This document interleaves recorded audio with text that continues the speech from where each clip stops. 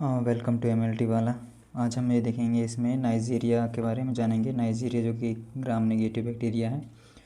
तो आज हम नाइजीरिया की जो अलग जो इम्पोर्टेंट स्पीसीज़ हैं, जिसमें एक नाइजीरिया गोनेरियाई है और एक नाइजीरिया मेनिंजाइटिस है। इसमें अपन आज जो है नाइजीरिया गोनेरियाई के बारे में देखेंगे। चलिए तो अपन शुरू करते हैं। नाइजीरिया का जो पहले सबसे पहले अपन इंट्रोडक्शन देखेंगे। इसका इंट्रोडक्शन देख लेते हैं। इंट्रोडक्शन देखने के बाद अपन नाइजीरिया गोनेरिया के बारे में जानेंगे, उसकी पैथोजेनिसिटी, वो किस प्रकार से वो काम करता है, किस प्रकार से वो डिसीज़ कॉज करता है, कौन कौन सी डिसीज़ कॉज करता है और किन किन में वह डिसीज़ कॉज करता है। इसके अलावा एंटीजेनिक प्रॉपर्टीज़ उसकी देखेंगे कि कौन कौन सी प्रोटीन हैं जो कि एंटीजन के रूप में काम करती हैं। इसके अलावा उसका डायग्नोसिस अपन कैसे करेंगे, लेबोरेटरी डायग्नोसिस, ये सारी चीज़ें जो हैं अपन इसमें कवर करेंगे। तो चलो स्टार्ट करते हैं। अपन एक के बाद एक पॉइंट देखते हैं अपन। तो सबसे पहले फर्स्ट जो पॉइंट है अपना, उसका देख लेते हैं अपन कि नाइजीरिया के बारे में जान लेते हैं। नाइजीरिया का इंट्रोडक्शन देख लेते हैं कि नाइजीरिया के बारे में अपन देखें तो सबसे पहले ये इसका जो जीनस है, इसका नाम जो है जनरल एक बैक्टीरियोलॉजिस्ट था, इसका नाम था अल्बर्ट नाइजर। इसके नाम से ही नाइजीरिया जो है इसका नाम पड़ा है। नाइजीरिया इस बैक्टीरिया का नाम। इसको डिस्कवर किया सबसे पहले, ये पैथोजन को डिस्कवर किया था अपने अल्बर्ट नाइजर ने, जो कि एक जर्मन बैक्टीरियोलॉजिस्ट हैं। इसमें ये उन्होंने देखा था कि जो स्मेयर होती है गायनिक स्मेयर होती है, डिसीज़ कॉज करता है ह्यूमन में। ये कौन सी गोनेरिया डिसीज़ कॉज करता है, इस जो कि ये ग्राम नेगेटिव बैक्टीरिया होता है। ग्राम नेगेटिव होता है, नॉन मोटाइल होता है, नॉन स्पोर फार्मिंग होता है और ये ऑक्सीडेज पॉजिटिव बैक्टीरिया होता है। ऑक्सीडेज पॉजिटिव होता है। इसके अलावा ये एरोबिक बैक्टीरिया होता है, मतलब कि ऑक्सीजन की प्रेजेंस में यह ग्रो करता है। इसके अलावा यह जो नॉन स्पोर फार्मिंग कोकाई होता है, इसमें किसी भी प्रकार का स्पोर यह फॉर्म नहीं करता। इसके अलावा यह जो है जो अपना जो कोकाई होता है, क्योंकि ये राउंड शेप में होगा, ओवल शेप में होगा, तो यह जो है डिप्लोकोकस होता है। ये पेयर्स में ये कनेक्ट होते हैं, ये अरेंज होता है पेयर्स में, यह डिप्लोकोकाई के रूप में ये अरेंज होता है। ठीक है, आगे हम देखेंगे तो ये इसका जो रिसेंबल है, ये जो अपन माइक्रोस्कोप में जब देखते हैं तो ये कॉफ़ी बीन, जो कॉफ़ी का जो बीज होता है, उसके कारण से आपको शेप में ये आपको दिखेगा जब अपन इसको माइक्रोस्कोप में देखेंगे। इसके अलावा ये जो इसमें जो मोस्ट इम्पोर्टेंट जो नाइजीरिया के जो स्पीसीज़ हैं, जिसमें मैं अभी बताया हमने, नाइजीरिया मेनिंजाइटिस है और नाइजीरिया गोनेरियाई है, जिसमें ये बहुत ही इम्पोर्टेंट स्पीसीज़ हैं। इसके अलावा एक अलग ग्रुप भी है, नाइजीरिया लैक्टिमिका, ये भी एक अलग ग्रुप है नाइजीरिया का। इसके अलावा भी लगभग 13 सब ग्रुप पाए जाते हैं इसके नाइजीरिया के। तो इसमें वाइडली यूज जो है इन्हीं का होता है। ये डिसीज़ जो है ह्यूमन में बहुत ज़्यादा डिसीज़ कॉज करते हैं। एक तो नाइजीरिया गोनेरियाई, दूसरा है नाइजीरिया मेनिंजाइटिस। इसके अलावा ये जो अपना नाइजीरिया है, ये रेस्पिरेटरी ट्रैक्ट और माउथ के अपर पोर्शन में ये पाया जाता है, इन्फेक्शन कॉज करता है। इसके अलावा अपन देख लेते हैं आगे इस नाइजीरिया गोनेरियाई के बारे में जानते हैं अपन। नाइजीरिया गोनेरियाई ये एक डिप्लोकोकाई ऑर्गेनिज़म है, जो कि बाय कॉनकेव होता है, कॉनकेव शेप में होता है और इसका जो स्ट्रक्चर है वो किडनी शेप का होता है। जब अपन जो है यूरेथ्रल की जो स्मेयर है, यूरेथ्रल डिस्चार्ज की जब स्मेयर अपन बनाते हैं, ग्राम स्टैनिंग करते हैं, ग्राम स्टैनिंग करने के बाद जब अपन उसको देखते हैं, तब यह जो है अपने को बाई कॉनकेव शेप का अपने को दिखता है, जो कि किडनी शेपेड रहता है। किडनी शेपेड स्ट्रक्चर अपना इसको देखने को मिलता है ये आफ्टर स्टैनिंग, जब अपन माइक्रोस्कोप में इसको देखते हैं। इसकी साइज़ की बात करें तो इसका साइज़ जो है 0.6 से लेकर 1.0 माइक्रोमीटर इसका डायमीटर होता है। तो इस प्रकार से अपन जो है नाइजीरिया गोनेरियाई को जो माइक्रोस्कोप के द्वारा अपन इसको मेज़र करते हैं, इसको ऑब्ज़र्व करते हैं। यह जो इसके सरफेस में जो क्योंकि ये नाइजीरिया गोनेरियाई है तो इसको अपन गोनोकोकाई कहते हैं। और ठीक इसी प्रकार नाइजीरिया मेनिंजाइटिस को मेनिंगोकोकाई कहते हैं। तो अपन क्योंकि नाइजीरिया गोनेरियाई पढ़ रहे हैं, तो अपन नाइजीरिया गोनेरिया के बारे में अपन देख रहे हैं, नाइजीरिया गोनेरियाई के बारे में पढ़ रहे हैं, तो इसको अपन गोनोकोकाई कहेंगे। ठीक है, अब गोनोकोकाई है तो इसके बारे में देख लेते हैं। गोनोकोकाई जो है इसके सरफेस में जो है पिली प्रेजेंस होते हैं। जैसे कि मान लेते हैं एक कोकाई है, ये राउंड शेप में, तो पिली जैसे कि इस प्रकार से, ये स्पोर नहीं कहते हैं अपन, इसको पिली कहेंगे। इसके आसपास में छोटे छोटे स्पोर जैसे छोटे छोटे रहेंगे, उसको अपन पिली कहते हैं। जो कि ये जो कोकाई जो है, जो म्यूकोसल सरफेस होती है, उसमें जो है ये चिपक जाते हैं। ठीक है, ये जो चिपक जाते हैं और ये जो है चिपक जाते हैं, और ये जो नाइजीरिया गोनोरिया ही है माइक्रो ऑर्गेनिज्म। यह जो है ह्यूमन में जो एरिथ्रोसाइट होती है उसमें एग्लूटिनेशन का जो डिसीज़ है वो यह कॉज करता है। ठीक है, इसके अलावा अपन देखते हैं इसको नाइजीरिया गोनोरिया के बारे में। उम्मीद करते हैं आपको समझ में आया होगा। चलो आगे देखते हैं अपन इसका नाइजीरिया गोनोरिया के बारे में और चीज़ें देख लेते हैं। नाइजीरिया गोनोरिया जो है एरोबिक मतलब कि ऑक्सीजन की प्रेजेंस में यह ग्रो करता है। इसके अलावा कई बार ये जो है एनारोबिकली भी ग्रो करता है। इसके लिए कम से कम अपने को 35 से लेकर 36 डिग्री का टेम्परेचर चाहिए। और इसके अलावा पीएच मेंटेन करने के लिए पीएच जो है इसका जो है 7.2 से लेकर 7.6 इसका पीएच होना आवश्यक है।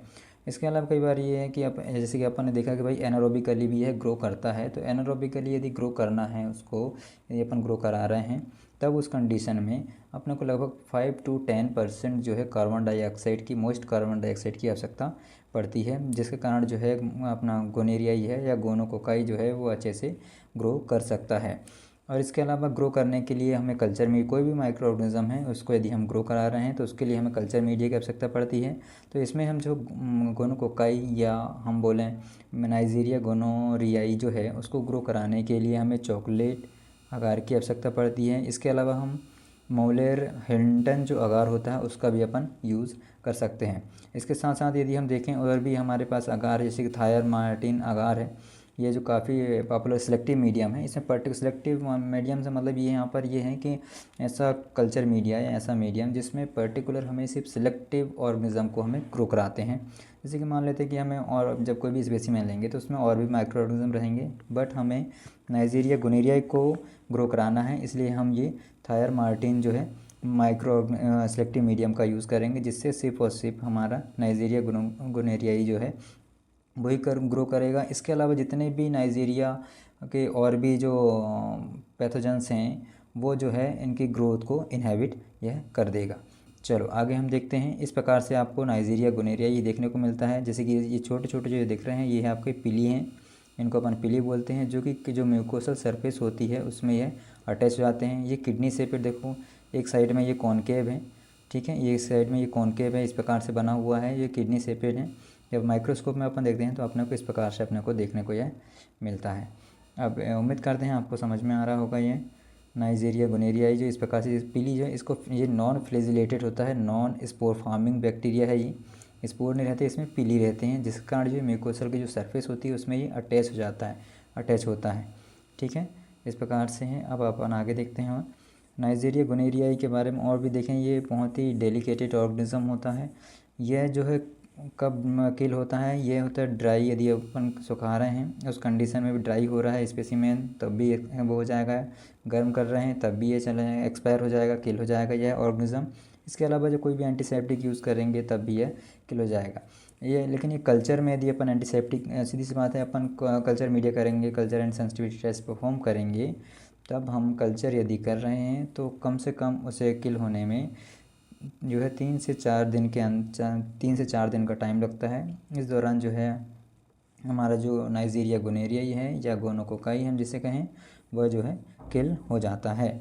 इसके अलावा नाइजीरिया गोनोरियाई जो है डीएनए ट्रांसफॉर्मेशन एंड कंजुगेशन के लिए रिस्पॉन्सिबल होता है। नाइजीरिया गोनोरियाई की इतनी एबिलिटी होती है, ये किसी भी प्रॉपर्टीज़ में जो है एंटीबायोटिक रेसिस्टेंट भी कर सकता है। डीएनए के लिए डीएनए की जो प्रॉपर्टीज़ होती हैं वो रेसिस्टेंट कर सकता है, इसलिए हम antibiotic and culture and sensitivity test perform करते हैं, जिसमें कल्चर में हम एंटीबायोटिक ऐड करते हैं, जो कि 3 से 4 दिन के अंदर जो है अपना माइक्रो ऑर्गेनिज्म जो है नाइजीरिया गोनोरियाई या गोनोकोकाई जो है वह किल हो जाता है। चलिए आगे देखते हैं अपन।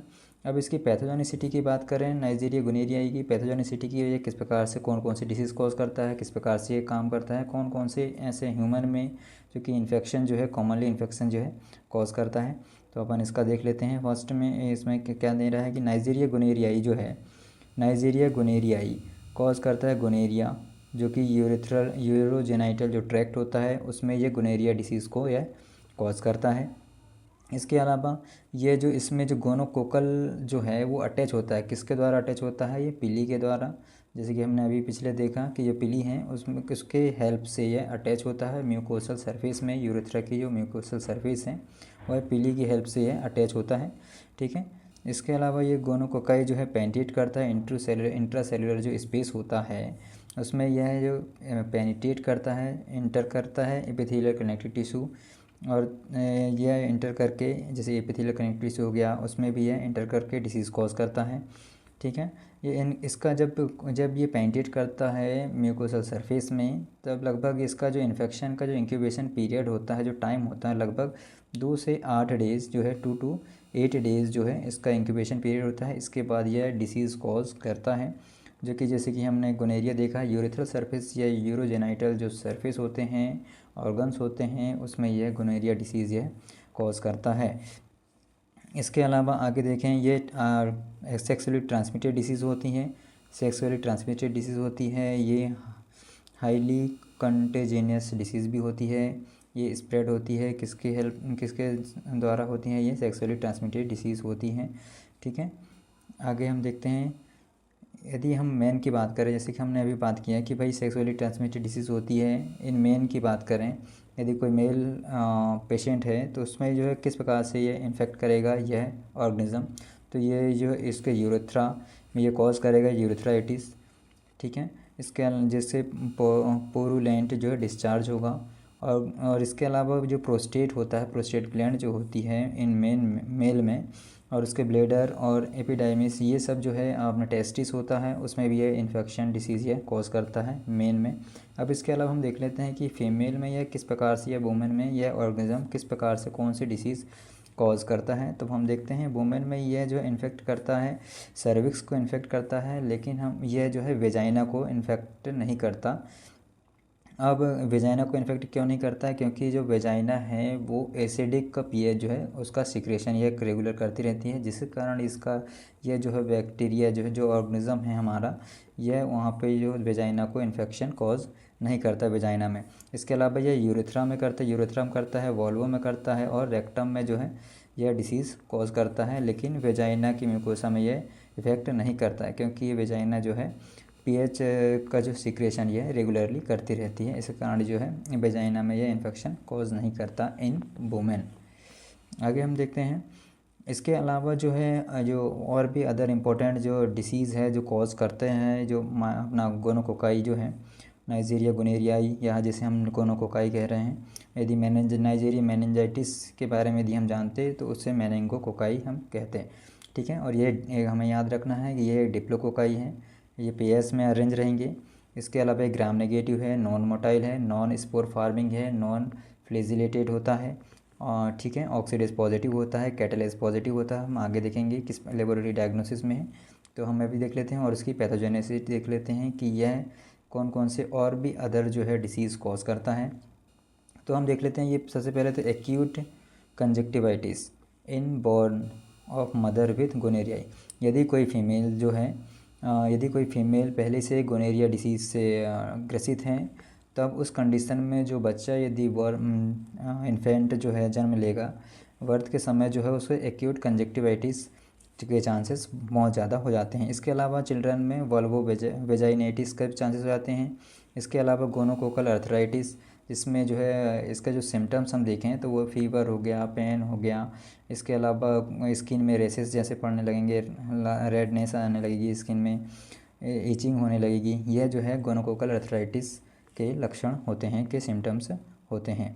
इसके अलावा हम देखें तो गोनोकोकल इन्फेक्शन में और देख लें, स्किन में घाव बन जाते हैं, स्किन हो गया, हैंड हो गया, फोर आर्म हो गया, हाथ पैर हो गए, फीट हो गए, इन सब में एड़ी हो गई, उनमें सब जो है इन्फेक्शन कॉज करता है, ये घाव बन जाते हैं स्किन में, तो ये जो है ये कॉज करता है हमारा गोनोकोकाई। इस प्रकार से हम देख पा रहे हैं यहाँ पर, ये जो है इन मेल के लिए है, जो कि यूरेथ्रा में इस प्रकार से ये डिसीज़ कॉज करता है, इस प्रकार से सीक्रेशन होते रहता है। ये आपका सर्विक्स आप देख सकते हैं, ये आई इन्फेक्शन देख सकते हैं कि इस प्रकार से कंजक्टिवाइटिस, जैसे कि हमने अभी देखा कंजक्टिवाइटिस ये शो करता है, ये इस प्रकार से भी इन्फेक्शन स्किन में इन्फेक्शन कॉज करता है। ठीक है, इसके अलावा ये जैसे कि पेन हो रहा है, एब्डोमेन पेन भी हो सकता है, जॉइंट पेन भी हो सकता है, हमारा गोनोकोकाई के कारण। यह जो है गोनोकोकाई जो है यह इस प्रकार से ये डिसीज़ जो है कॉज करता है। ठीक है, जब हम माइक्रोस्कोप में देखेंगे तो आपको इस प्रकार से आपको देखने को मिलेगा आफ्टर स्टैनिंग। ठीक है, अब हम आगे देखते हैं, इसकी एंटीजेनिक प्रॉपर्टीज़ के बारे में हम देख लें तो यह जो है हेट्रोजीनस ऑर्गेनिज्म होता है। और इसके अलावा यह जो है ये जो जैसे कि हमने पहले पढ़ा कि भाई जो पिली होता है, पिली के कारण ये अटैच होता है म्यूकोसल सरफेस में और उसमें पेनिट्रेट करके यह डिसीज़ कॉज करता है, जिसका हमने विंडो पीरियड जो इन्फेक्शन जो पीरियड है वो भी हमने देखा कि भाई 2 to 8 डेज़ इसका इन्फेक्शन पीरियड होता है। उस दौरान क्या क्या होता है, इसमें मेजर जो है ये इसमें लगभग 3 लेयर होती है, इसकी जो मेम्ब्रेन होती है इसमें 3 लेयर होती हैं।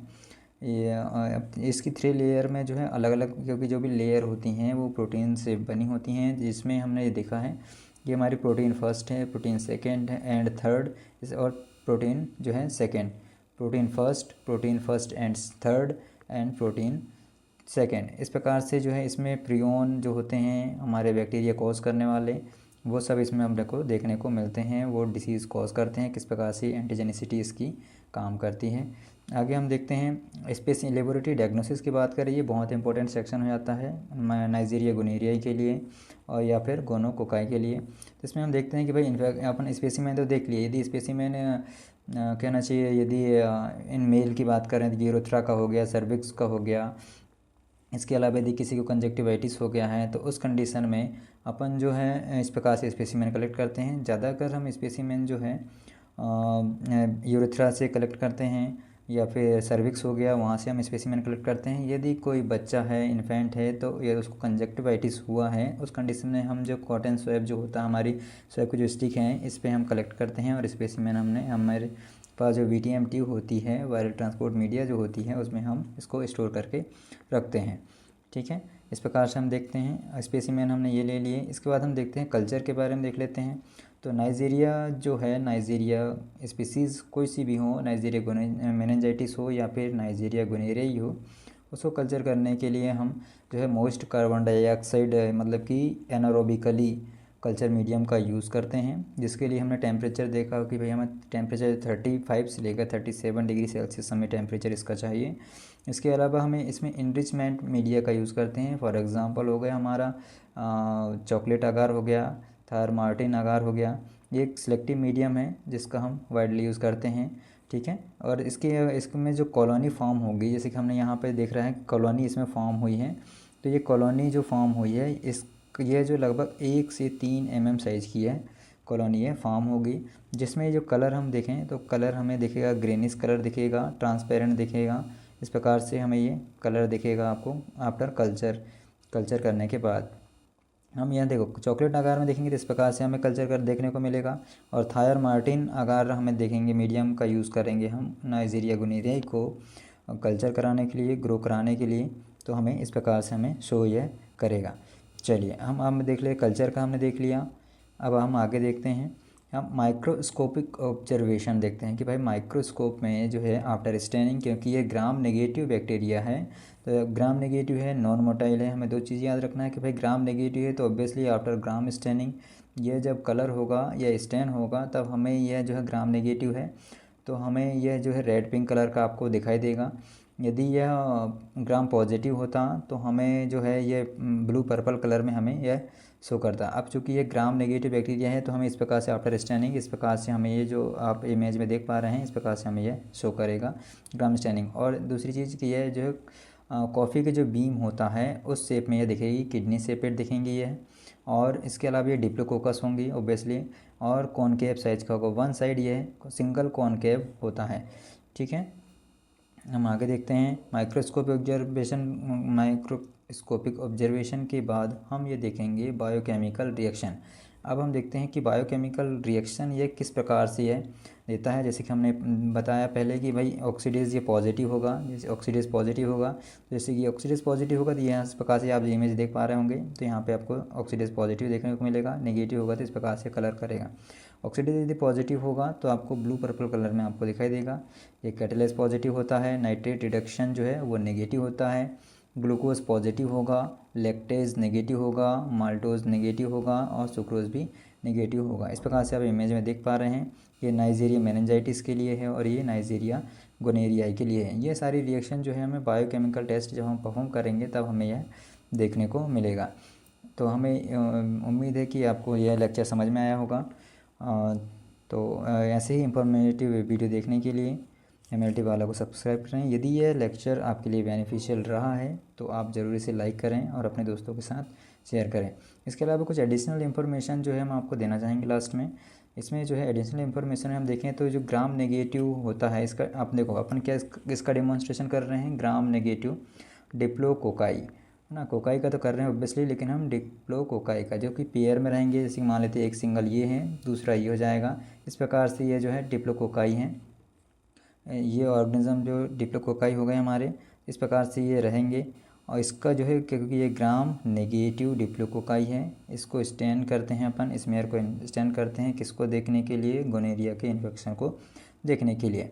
इसके अलावा हम इसमें फ्लोरोसेंट एंटीबॉडी टेक्निक का भी यूज़ करते हैं, फ्लोरोसेंट एंटीबॉडी टेक्निक का यूज़ करते हैं।